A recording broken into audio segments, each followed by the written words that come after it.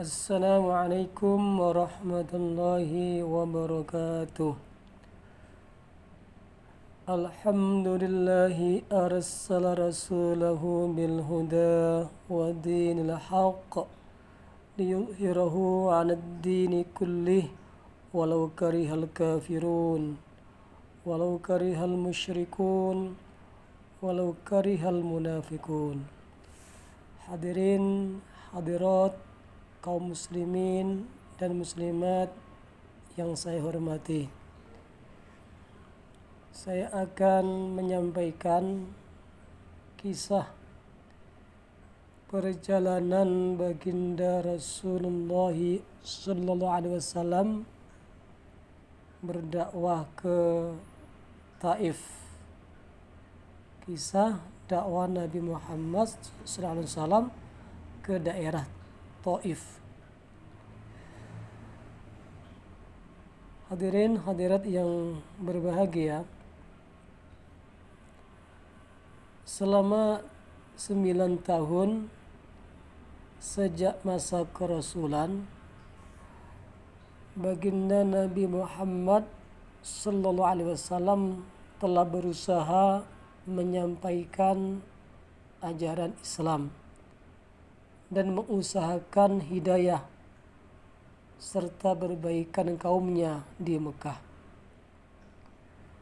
Namun kebanyakan orang-orang Mekah selalu menyakiti, memperolok-olok, dan berbuat semena-mena terhadap baginda Rasul. Kecuali sekelompok kecil orang yang sudah masuk Islam dan beberapa orang yang selalu membantu beliau Nabi walaupun belum masuk Islam. Paman baginda Nabi yaitu Abu Thalib termasuk orang yang baik hatinya meskipun beliau belum masuk Islam. Abu Thalib selalu membantu baginda Nabi dalam segala bentuk dan keadaan. Pada tahun ke-10 kenabian, ketika Abu Thalib meninggal dunia, kaum kafir mendapat kesempatan untuk mencegah perkembangan Islam dan menyakiti kaum muslimin secara lebih leluasa. Baginda Rasul pun pergi ke Taif yang didiami kabilah Thaqif yang berjumlah cukup besar, cukup banyak, dengan harapan apabila kabilah tersebut masuk Islam, kaum muslimin akan terbebas dari berbagai penderitaan dan Taif bisa menjadi pondasi penyebaran agama. Setibanya di Taif, baginda Rasul langsung menemui 3 orang yang ditokohkan. Menemui 3 tokoh pemuka masyarakat. Lalu Nabi berbicara dengan mereka, mengajak mereka kepada agama Allah, dinul Islam, menjelaskan tentang Islam, agar mereka mau membantu baginda dalam menyebarkan agama. Akan tetapi mereka bukannya menerima atau paling tidak berlaku sopan kepada tamu yang baru datang, yaitu Nabi Muhammad. Sebagaimana adat bangsa Arab itu sangat memuliakan tamu bila ada tamu. Bahkan mereka tokoh-tokoh itu tanpa basa-basi menyambut Nabi dengan sikap dan akhlak yang sangat buruk. Mereka pun tidak rela baginda Rasul tinggal di situ. Padahal orang yang dianggap sebagai tokoh semestinya berbicara dengan sopan dan berakhlak yang mulia. Maka salah seorang di antara tokoh itu mengatakan, "Oh, kamukah orang yang diutus oleh Allah sebagai nabi?" Tokoh ini menyampaikan kalimat seperti itu kepada Nabi. "Oh, kamukah orang yang diutus oleh Allah sebagai nabi?" Lalu tokoh yang kedua lagi berkata, "Apakah Allah tidak menemukan selain kamu untuk diutus sebagai Rasul? Apakah tidak ada orang lain yang diutus oleh Tuhan selain kamu?" Kemudian tokoh yang ketiga berkata juga, "Aku tidak mau bicara dengan kamu. Sebab jika kamu memang seorang nabi seperti pengakuanmu, lalu aku menolakmu, tentu aku tidak lepas dari musibah. Jika kamu berbohong, wahai Muhammad, maka aku tidak mau bicara dengan pembohong."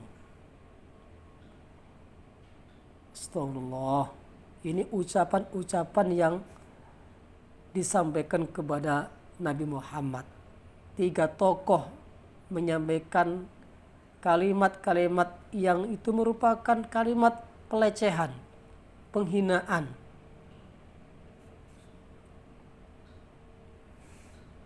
Bagaimana sikap Nabi? Menerima atau mendengar ucapan penyampaian 3 tokoh tersebut. Baginda Rasul adalah orang yang paling mulia, yang sangat baik hatinya. Baginda Rasul mempunyai hati yang begitu teguh, laksana sebuah batu karang. Beliau tidak berputus asa dan terus berusaha untuk mendekati masyarakat umum. Langkah pertama, mendekati tokoh pemuka masyarakat, tapi itu kenyataannya sikap tokohnya memberi ucapan-ucapan yang tidak terpuji dengan Nabi. Akhirnya Nabi berusaha untuk mendekati masyarakat umum, masyarakat luas. Tetapi tidak seorang pun yang mau mendengarkan Nabi bicara. Jangankan menerima, bahkan mereka menghardik. Kata mereka, "Tinggalkan segera kota kami ini. Pergilah kemana kamu suka." Masyarakat pun menolak, mengusir Nabi, "Pergilah kemana kamu suka. Tinggalkan kota kami ini." Astagfirullahaladzim. Kaum muslimin muslimat yang saya hormati, ketika baginda Nabi sudah tidak dapat mengharapkan mereka dan bersiap-siap untuk kembali, maka tokoh tokoh masyarakat itu menyuruh anak-anak kota, pemuda-pemuda kota Taif membuntuti baginda Rasul. Mereka lalu mengganggu, mencaci, bahkan melempari baginda Nabi dengan batu-batu. Sehingga kedua sandal beliau Nabi berlumuran darah. Kaki Nabi berdarah-darah karena dilempari dengan batu-batu. Dalam keadaan seperti itulah baginda Rasul meninggalkan Taif. Di tengah perjalanan, tatkala sudah merasa aman dari gangguan anak-anak nakal itu, Nabi berdoa kepada Allah Subhanahu wa ta'ala. Allahumma ilaika ashku du'fa quwwati wa qillata hilati wa hawani 'alan nas ya arhamar rahimin. Anta rabbul mustad'afin wa anta rabbi ila man takiluni ila ba'idin yatajahamuni am ila aduwin malaktahu amri illam yakum bika alayya ghalabun fala ubali walakin afiyatuka hiya awsa'li a'udzu binuri wajhika alladhi asyraqat lahu dhulumat A'udzu binuri wajhikal ladzi asyraqat lahu dhulumat wa salaha 'alaihi amrud dunya wal akhirah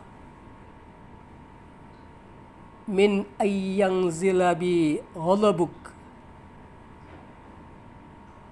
aw yahilla 'alayya sakhatuka laka utba hatta tarallah wala hawla wala quwwata illa bik. Ya Allah, aku adukan kepadamu lemahnya kekuatanku, habisnya upayaku, dan kehinaanku dalam pandangan manusia. Wahai yang maha penyayang, melebihi sekalian penyayang, Engkaulah Tuhan orang-orang yang tertindas. Dan Engkaulah Tuhanku, kepada siapakah Engkau serahkan diriku? Kepada orang asing yang akan memandangku dengan muka masam, atau kepada musuh yang Engkau kuasakan kepadanya segala urusanku? Tiada keberatan bagiku, asalkan Engkau ya Allah tidak murka kepadaku. Perlindunganmu sudah cukup bagiku. Aku berlindung kepadamu ya Allah dengan nur zatmu yang menyinari segala kegelapan, dan dengannya menjadi baik segala urusan dunia dan akhirat. Aku berlindung dari turunnya kemarahanmu kepadaku. Aku berlindung dari turunnya kemarahanmu kepadaku ya Allah, atau kemurkaanmu kepadaku. Aku sanggup berbuat apa saja, asalkan Engkau ya Allah ridho kepadaku. Tiada daya dan upaya melainkan denganmu ya Allah. Itu hadirin hadirat doa Nabi kepada orang Taif yang menyakiti Nabi. Maka Allah Subhanahu wa ta'ala, penguasa seluruh alam, Allah pun memperlihatkan keperkasaannya dan mengutus malaikat Jibril alaihissalam untuk datang memberi salam kepada beliau Nabi. Dan Jibril pun berkata, Allah Subhanahu wa taala mendengar ucapanmu hai Muhammad. Allah Subhanahu wa taala mendengar doamu wahai Muhammad terhadap kaummu itu. Dan dia Allah mengutus kepadamu malaikat penjaga gunung agar siap melaksanakan apapun perintahmu kepadanya. Akhirnya malaikat penjaga gunung datang memberi salam kepada baginda Rasul seraya berkata, hai Muhammad, apapun yang engkau perintahkan kepadaku, aku akan laksanakan. Bila engkau sukai, bila engkau menyuruh aku agar aku membenturkan gunung-gunung di sekitar kota Taif ini, aku siap mengangkat, membenturkan gunung-gunung di sini agar bisa menghabiskan, menghancurkan orang-orang yang menyakiti kamu, orang Taif, agar mereka hancur binasa. Itu tawaran malaikat penjaga gunung kepada Nabi. Atau apapun hukuman yang engkau inginkan ya Rasul, aku siap melaksanakannya. Bagaimana, wahai kaum muslimin muslimat, sikap Nabi setelah malaikat penjaga gunung menawarkan jasanya? Baginda Rasul yang bersifat penyayang dan mulia pribadinya menjawab, menyampaikan jawaban atas tawaran malaikat penjaga gunung.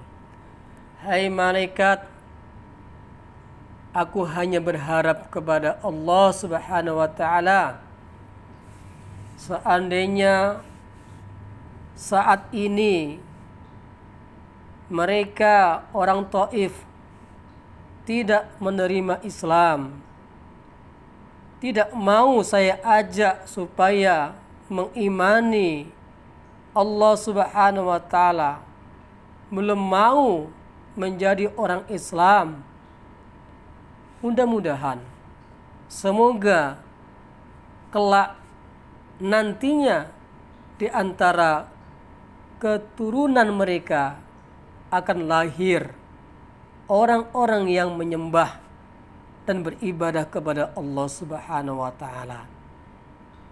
Kalau sekarang mereka belum mau menerima Islam, mudah-mudahan nanti anak cucunya mau menerima Islam. Itulah akhlak baginda Rasul yang sangat mulia. Kita bisa mengambil hikmah.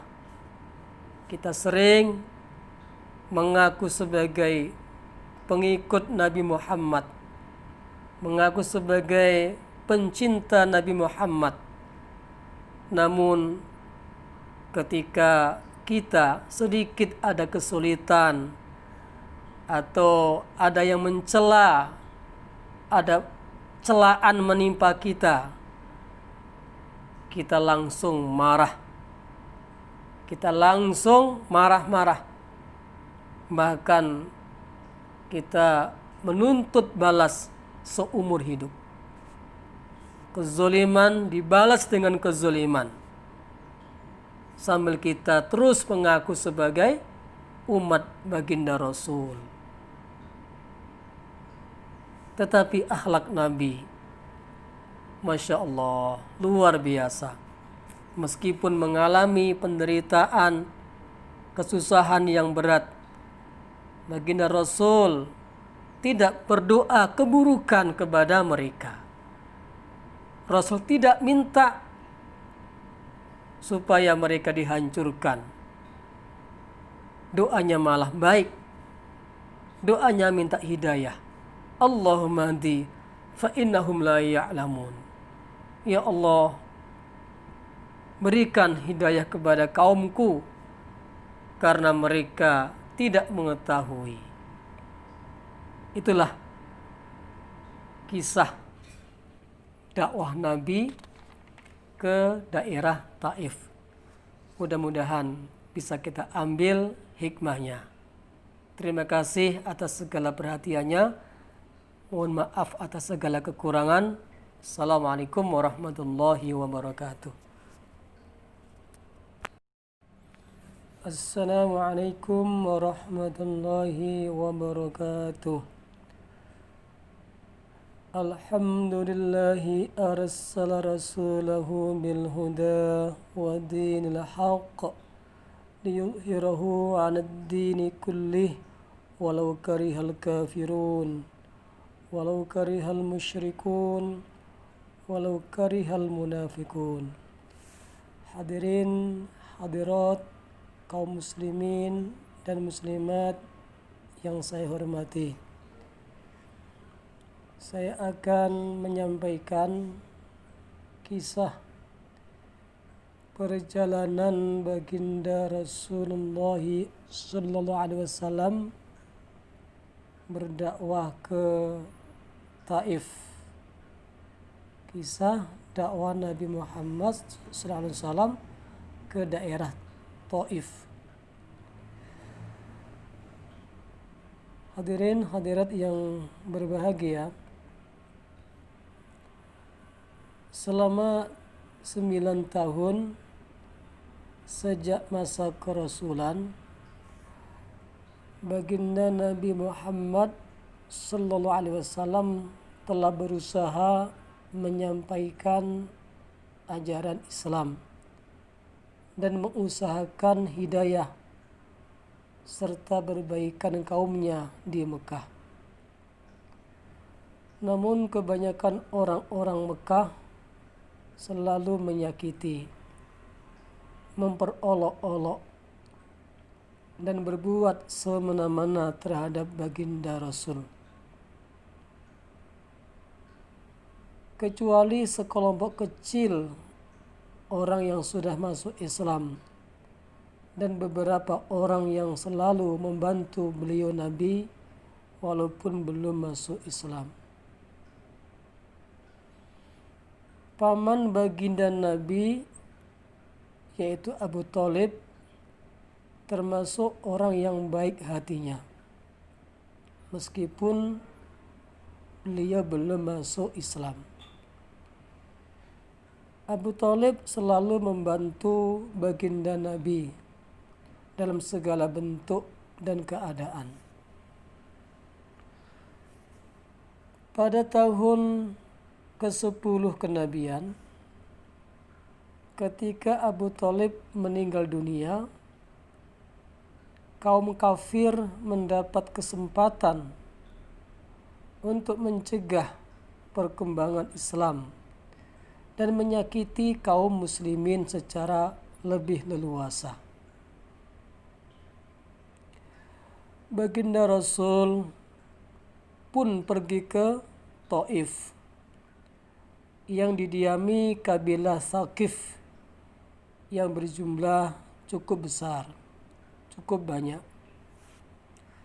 dengan harapan apabila kabilah tersebut masuk Islam, kaum muslimin akan terbebas dari berbagai penderitaan dan Taif bisa menjadi pondasi penyebaran agama. Setibanya di Taif, baginda Rasul langsung menemui 3 orang yang ditokohkan. Menemui 3 tokoh pemuka masyarakat. Lalu Nabi berbicara dengan mereka, mengajak mereka kepada agama Allah, dinul Islam, menjelaskan tentang Islam, agar mereka mau membantu baginda dalam menyebarkan agama. Akan tetapi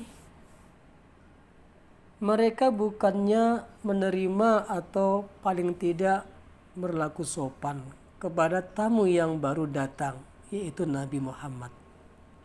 Sebagaimana adat bangsa Arab itu sangat memuliakan tamu bila ada tamu.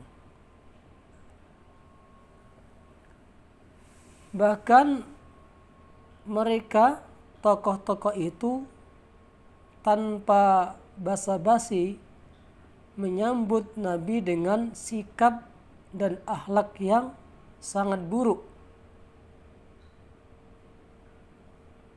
Mereka pun tidak rela baginda Rasul tinggal di situ.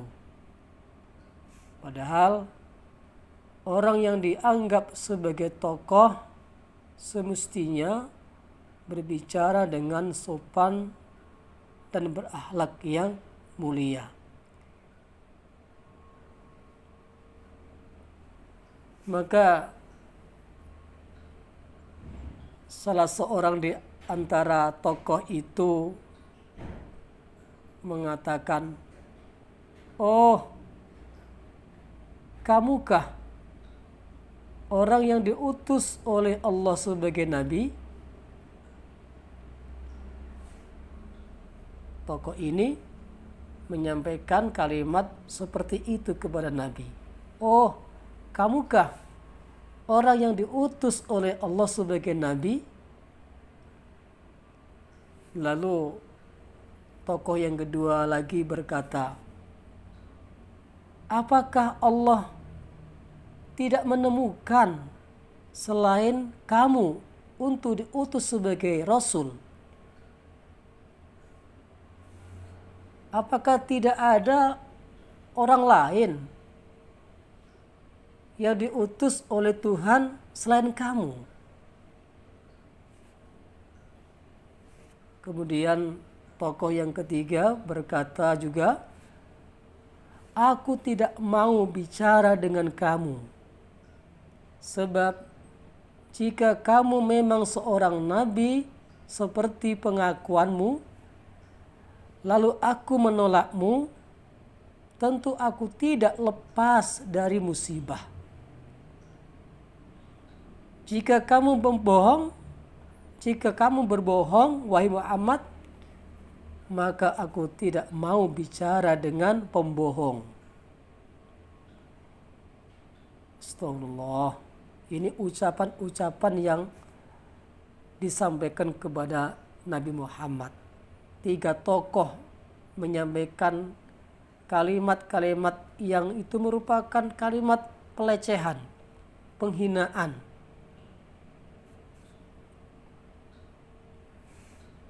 Bagaimana sikap Nabi?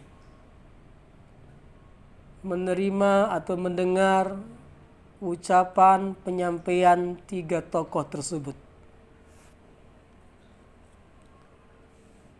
Baginda Rasul adalah orang yang paling mulia, yang sangat baik hatinya. Baginda Rasul mempunyai hati yang begitu teguh, laksana sebuah batu karang. Beliau tidak berputus asa dan terus berusaha untuk mendekati masyarakat umum. Langkah pertama, mendekati tokoh, pemuka masyarakat, tapi itu kenyataannya, sikap tokohnya memberi ucapan-ucapan yang tidak terpuji dengan Nabi. Akhirnya Nabi berusaha untuk mendekati masyarakat umum, masyarakat luas. Tetapi tidak seorang pun yang mau mendengarkan Nabi bicara. Jangankan menerima, bahkan mereka menghardik. Kata mereka, tinggalkan segera kota kami ini. Pergilah kemana kamu suka. Masyarakat pun menolak. Mengusir Nabi, pergilah kemana kamu suka. Tinggalkan kota kami ini. Astaghfirullahaladzim. Kaum muslimin muslimat yang saya hormati, ketika baginda Nabi sudah tidak dapat mengharapkan mereka dan bersiap-siap untuk kembali, maka tokoh-tokoh masyarakat itu menyuruh anak-anak kota, pemuda-pemuda kota Taif membuntuti baginda Rasul. Mereka lalu mengganggu, mencaci, bahkan melempari baginda Nabi dengan batu-batu.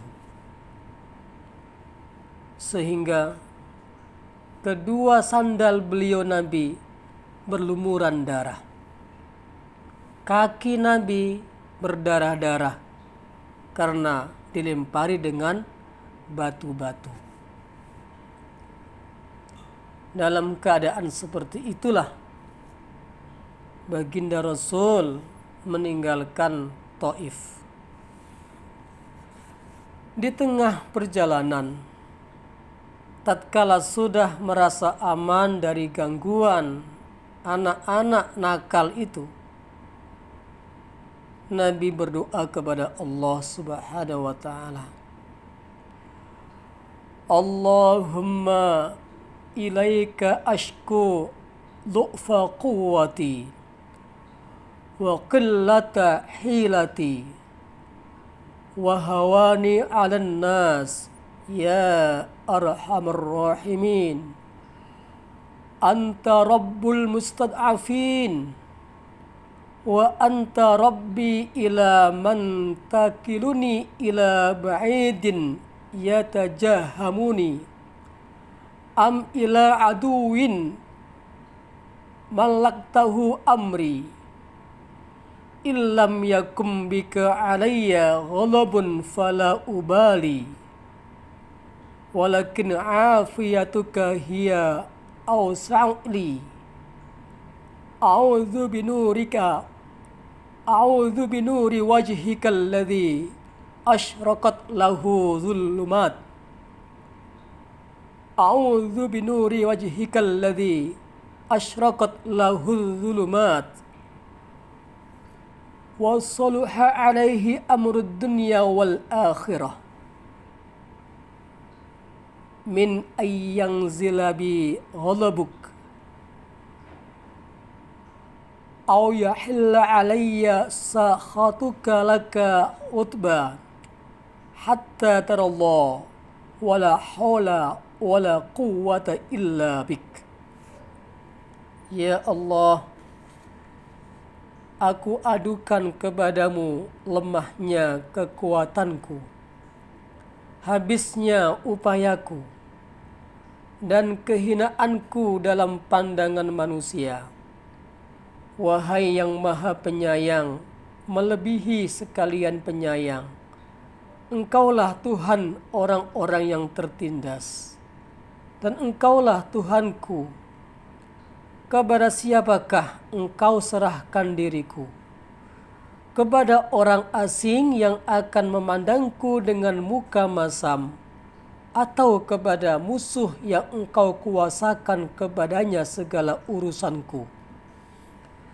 Tiada keberatan bagiku, asalkan Engkau ya Allah tidak murka kepadaku. Perlindunganmu sudah cukup bagiku. Aku berlindung kepadamu ya Allah dengan nur zatmu yang menyinari segala kegelapan, dan dengannya menjadi baik segala urusan dunia dan akhirat. Aku berlindung dari turunnya kemarahan-Mu kepadaku. Aku berlindung dari turunnya kemarahan-Mu kepadaku, ya Allah, atau kemurkaan-Mu kepadaku. Aku sanggup berbuat apa saja, asalkan Engkau, ya Allah, ridho kepadaku. Tiada daya dan upaya melainkan dengan-Mu, ya Allah. Itu, hadirin hadirat, doa Nabi kepada orang Taif yang menyakiti Nabi. Maka Allah Subhanahu wa Ta'ala, penguasa seluruh alam, Allah pun memperlihatkan keperkasaannya dan mengutus malaikat Jibril alaihissalam untuk datang memberi salam kepada beliau Nabi. Dan Jibril pun berkata, Allah Subhanahu wa Ta'ala mendengar ucapanmu, hai Muhammad. Allah Subhanahu wa Ta'ala mendengar doamu, wahai Muhammad, terhadap kaummu itu.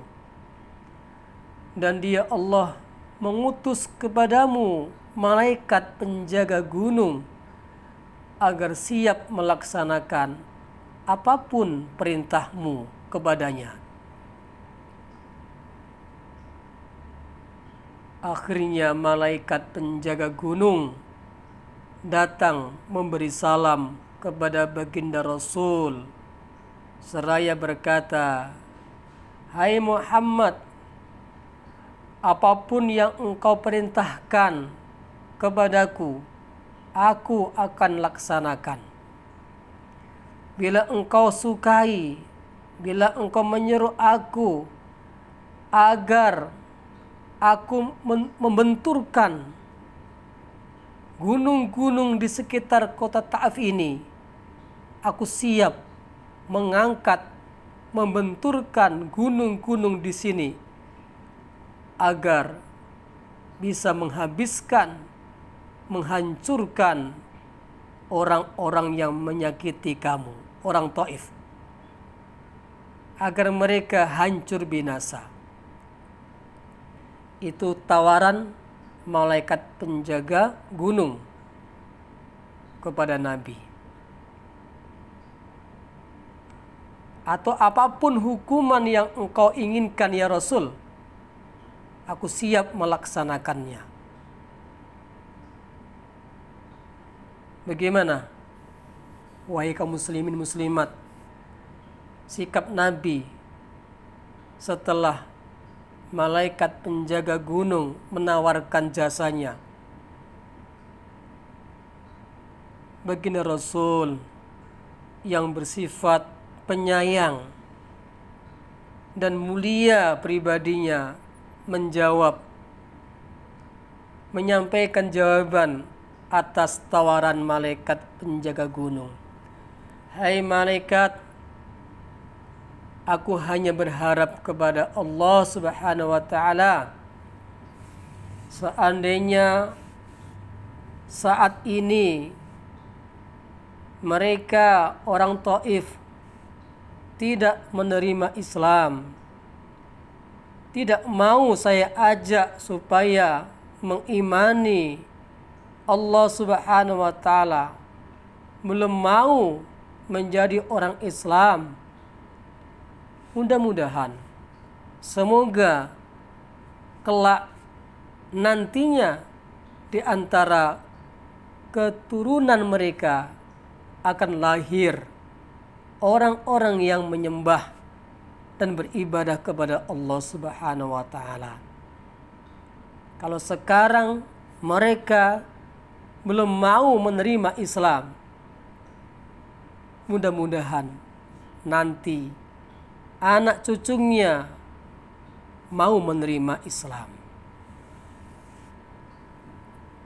Itulah akhlak baginda Rasul yang sangat mulia. Kita bisa mengambil hikmah. Kita sering mengaku sebagai pengikut Nabi Muhammad, mengaku sebagai pencinta Nabi Muhammad, namun ketika kita sedikit ada kesulitan atau ada yang mencela, ada celaan menimpa kita, kita langsung marah, kita langsung marah-marah, bahkan kita menuntut balas seumur hidup. Kezoliman dibalas dengan kezoliman, sambil kita terus mengaku sebagai umat baginda Rasul. Tetapi akhlak Nabi, Masya Allah, luar biasa. Meskipun mengalami penderitaan, kesusahan yang berat, baginda Rasul tidak berdoa keburukan kepada mereka. Rasul tidak minta supaya mereka dihancurkan. Doanya malah baik. Doanya minta hidayah. Allahumma hdi fa innahum la ya'lamun. Ya Allah, berikan hidayah kepada kaumku karena mereka tidak mengetahui. Itulah kisah dakwah Nabi ke daerah Taif. Mudah-mudahan bisa kita ambil hikmahnya. Terima kasih atas segala perhatiannya. Mohon maaf atas segala kekurangan. Assalamualaikum warahmatullahi wabarakatuh.